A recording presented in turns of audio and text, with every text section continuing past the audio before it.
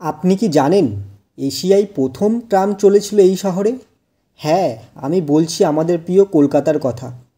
আজকের এই ভিডিওটিতে আমরা জানব কলকাতা ট্রামের গৌরবময় ইতিহাস, বর্তমান পরিস্থিতি এবং ভবিষ্যৎ পরিকল্পনা। এই ভিডিওটি শেষ পর্যন্ত দেখুন, কারণ এই ঐতিহ্য হারিয়ে যেতে বসেছে। ইতিহাসের শুরুটা হয় 1873 থেকে 1902। 1873 সালের 24শে ফেব্রুয়ারি কলকাতায় প্রথম ট্রাম চালু হয়, তবে সেটা ছিল ঘোড়ার টানা। পরীক্ষামূলক এই পরিষেবা কিছুদিন চলেও বন্ধ হয়ে যায়। এরপর 1880 সালে আবার চালু হয় ঘোড়ার ট্রাম, এবার স্থায়ীভাবে।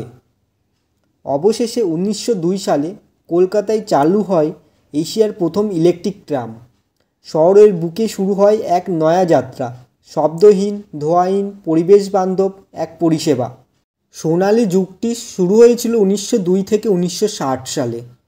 1905-এর মধ্যে কলকাতায় বহু অঞ্চলে ট্রাম পৌঁছে যায়। শ্যামবাজার, বউবাজার, খিদিরপুর, শিয়ালদহ, ধর্মতলা, গড়িয়া, বালিগঞ্জ, টালিগঞ্জ। এই সময় ট্রামই ছিল শহরের প্রধান গণপরিবহন। শান্ত গতির ট্রাম মানেই ছিল কলকাতার ছন্দ। পরিবর্তনের সময়টি ঠিক আসে 1970 থেকে 2000 সালে। সময় পাল্টায়, ট্রাফিক বাড়ে, মানুষ দ্রুত গন্তব্যে পৌঁছাতে চায়। এই সময় থেকেই ট্রামের গতি ধীরে ধীরে কমতে থাকে।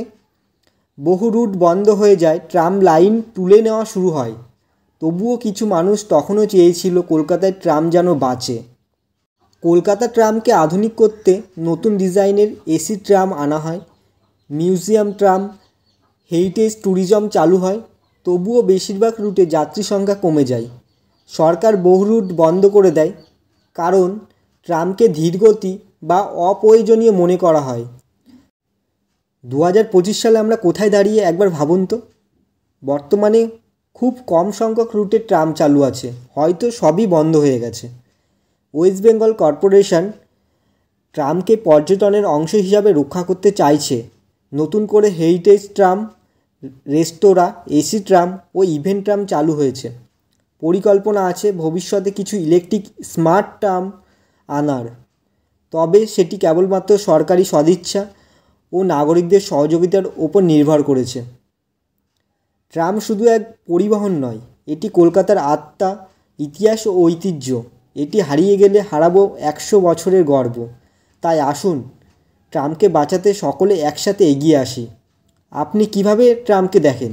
আপনার স্মৃতি কি জড়িত আছে ট্রামের সাথে? কমেন্টে জানাতে ভুলবেন না। আর ভিডিওটি যদি ভালো লাগে, লাইক, শেয়ার, সাবস্ক্রাইব করুন আমাদের চ্যানেলটিকে। ধন্যবাদ, আবার দেখা হবে।